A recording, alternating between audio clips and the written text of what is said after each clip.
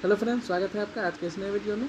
आज की इस वीडियो में हम लोग ग्रोथ एंड डेवलपमेंट, वृद्धि एवं विकास के जितने भी प्रीवियस ईयर ऑब्जेक्टिव क्वेश्चन पूछा जा चुका है उसके हम लोग सेकेंड पार्ट को करेंगे। फर्स्ट पार्ट में हम लोग जो है 28 क्वेश्चन को डिस्कशन कर चुके हैं और ये ग्रोथ एंड डेवलपमेंट, वृद्धि एवं विकास से संबंधित प्रीवियस ईयर क्वेश्चन जो टोटल हम लोग का 56 क्वेश्चन है उसमें से 28 क्वेश्चन जो है हम लोग पिछले वीडियो में डिस्कशन कर चुके हैं और आज के वीडियो में हम लोग 28 क्वेश्चन को डिस्कशन करेंगे।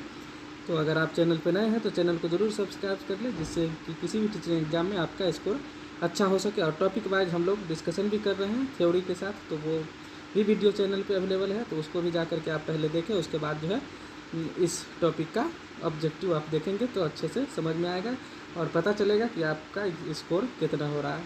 तो आइए बिना देर के हुए शुरू करते हैं। 28 क्वेश्चन जो है हम लोग कंप्लीट कर चुके हैं। आज है 29 क्वेश्चन से शुरू करते हैं, क्वेश्चन नंबर 29।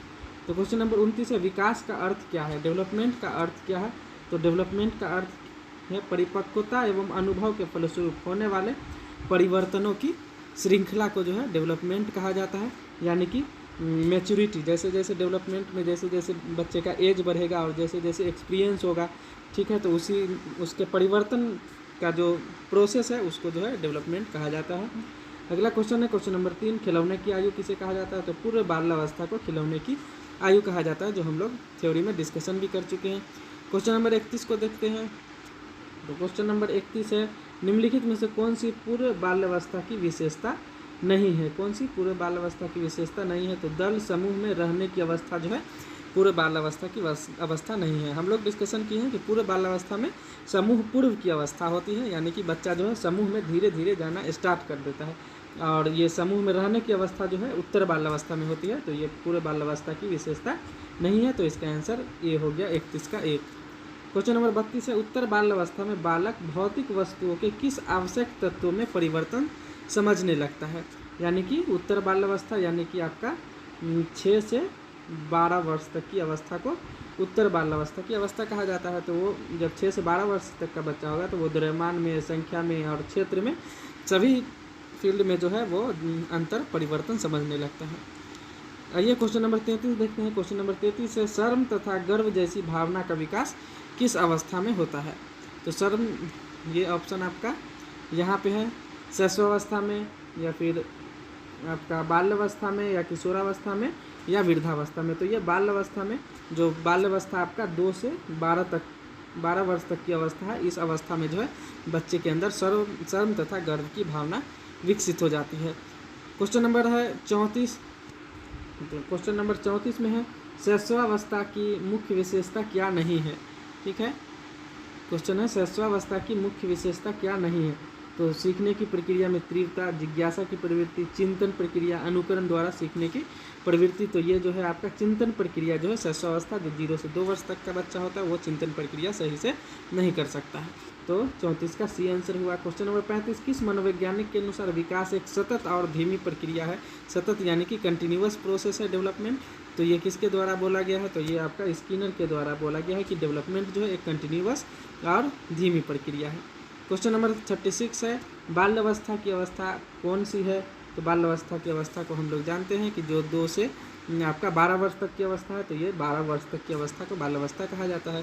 क्वेश्चन नंबर 37 है, व्यक्तित्व विकास की अवस्था है। व्यक्तित्व विकास की अवस्था है तो अधिगम एवं वृद्धि, यानी कि बच्चा या फिर कोई भी व्यक्ति जो कुछ सीखता है और उसका जो है ग्रोथ होता है तो वो व्यक्तित्व के विकास की अवस्था कहा जाता है। क्वेश्चन नंबर 38 है, विकास में वृद्धि से क्या तात्पर्य है? तो विकास में वृद्धि से आकार में, सोच में, समझ में, कौशल में, सभी में वृद्धि जो है डेवलपमेंट कहलाता है। यानी कि विकास जो है आपका फिजिकल डेवलपमेंट के साथ साथ आपका मानसिक डेवलपमेंट, सामाजिक डेवलपमेंट, ये सभी प्रकार जो है उसमें सम्मिलित होता है।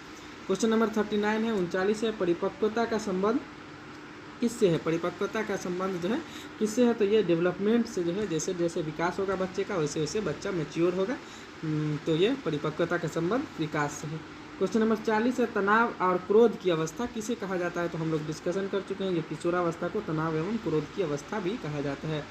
क्वेश्चन नंबर 41 है, शारीरिक विकास का क्षेत्र है। तो ये स्नायु मंडल जो है शारीरिक विकास का क्षेत्र है। ये स्मृति मतलब याद करना, जो आपका मानसिक विकास से संबंधित है। समायोजन मतलब किसी भी समाज में एडजस्टमेंट करना, और अभिप्रेरणा मतलब मोटिवेशन, तो ये भी मानसिक विकास से संबंधित है। शारीरिक विकास, स्नायु मंडल मतलब होता है नर्वस सिस्टम, जो आपके माइंड में यानी कि आपके सर में, हेड में एक जो प्रकार का जो है नर्वस सिस्टम होता है, उसे शारीरिक विकास का क्षेत्र यानी कि फिजिकल डेवलपमेंट उसमें होता है, तो ये इसे स्नायु मंडल कहा जाता है। क्वेश्चन नंबर 42 है, शरीर के आकार में वृद्धि होता है क्योंकि ये जो है आपका शारीरिक और गत्यात्मक विकास होता है, इसीलिए जो है शरीर के आकार में वृद्धि होता है। क्वेश्चन नंबर 43 है, तो क्वेश्चन नंबर 43 को हम लोग देखते हैं, शिक्षा मनोविज्ञान की दृष्टि से निम्नलिखित में से कौन सा कथन सत्य है। तो ये इसमें से कौन सा सत्य है वो देखना है। तो बच्चे अपने ज्ञान का सृजन समय करते हैं, तो ये सही है कि बच्चे जो है ज्ञान का सृजन समय करते हैं। टीचर जो है एक आपका फैसिलिटेटर की तरह होता है, जो बच्चे को जो है पोषण यानी कि उसे सिंचाई करते हैं, और बच्चा जो है पौधे की तरह खुद ब खुद बढ़ता है, वो खुद ब खुद जो है अपना ज्ञान का निर्माण कर सकता है।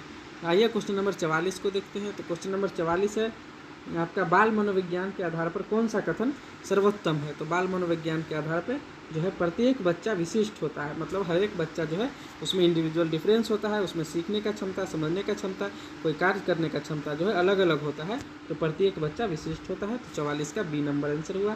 क्वेश्चन नंबर 45, एक बच्चे की वृद्धि और विकास के अध्ययन की सर्वाधिक अच्छी विधि जो है कौन सी है। तो ये आपका विकासीय विधि है, डेवलपमेंट के साथ साथ, और डेवलपमेंट में है सभी प्रकार का जो है डेवलपमेंट होता है, यानी कि फिजिकल डेवलपमेंट के साथ साथ social development, moral development, psychological development, ये सभी सम्मिलित है विकास के अध्ययन में। तो ये विकासीय विधि से जो है बच्चा जो है सर्वाधिक अच्छी तरीके से अध्ययन कर सकता है। नवजात शिशु का भार कितना होता है। तो 7 पाउंड का होता है, जो हम लोग थ्योरी में डिस्कशन भी कर चुके हैं। क्वेश्चन नंबर 47 को देखते हैं, निम्नलिखित में कौन सा कथन जो है विकास के बारे में सत्य नहीं है। ठीक है, निम्नलिखित में से कौन सा कथन विकास के बारे में सत्य नहीं है। तो ये विकास जो है विशिष्ट से सामान्य की ओर होता है, ये गलत है। विकास जो है सामान्य से विशिष्ट की ओर होता है, जो हम लोग डिस्कशन कर चुके हैं थ्योरी में। क्वेश्चन नंबर 48 है, एक 13 वर्षीय बालक बात बात में अपने बड़ों से झगड़ा करने लगता है और हमेशा समय को सही साबित करने की कोशिश करता है, वह विकास की किस अवस्था में है। तो वो किशोरावस्था में है, जिसमें बच्चा जो है अपने को समय को सही साबित करेगा, और ये 13 वर्षीय बालक है। तो किशोरावस्था का जो उम्र होता है वो 12 से 18 वर्ष तक की अवस्था होती है, तो इसे किशोरावस्था में रखा गया है। क्वेश्चन नंबर 49 को हम लोग देखते हैं, प्राथमिक शिक्षक के लिए बाल मनोविज्ञान का ज्ञान आवश्यक है क्योंकि ये जो है यह बच्चे के व्यवहार को समझने में शिक्षक की सहायता करते हैं, जो हम लोग डिस्कशन में कंप्लीट भी कर चुके हैं। ठीक है, तो बच्चे के व्यवहार को समझ करके अगर टीचर जो है बच्चे के मनोविज्ञान को समझते हैं, तो उसके बिहेवियर को समझ करके उसके क्षमता के अनुसार, उसके रुचि के अनुसार जो है बच्चे को अध्ययन करवा सकते हैं, उसे पढ़ा सकते हैं। क्वेश्चन नंबर 50 को हम लोग आइए देखते हैं। क्वेश्चन नंबर 50 है, अपने विद्यार्थियों को समझने के लिए एक शिक्षक में अच्छी जानकारी होनी चाहिए। किस चीज़ की जानकारी होनी चाहिए। तो बाल मनोविज्ञान की, बच्चों को समझने की प्रवृत्ति की, विषय वस्तु के प्रति विद्यार्थियों के मत की, या उपरोक्त सभी। तो ये उपरोक्त सभी मतलब एक टीचर के लिए जो है सभी चीज़ का जानकारी होना जरूरी है। क्वेश्चन नंबर 51 है, विकास शुरू होता है कब से शुरू होता है। तो डेवलपमेंट जो आपका प्रसव पूर्व अवस्था से, यानी कि जब बच्चा गर्भ में रहता है तभी से उसका फिजिकल डेवलपमेंट शुरू हो जाता है, शारीरिक डेवलपमेंट शुरू होता है, यानी कि प्रसव पूर्ण अवस्था यानी गर्भावस्था से ही उसका डेवलपमेंट शुरू हो जाता है।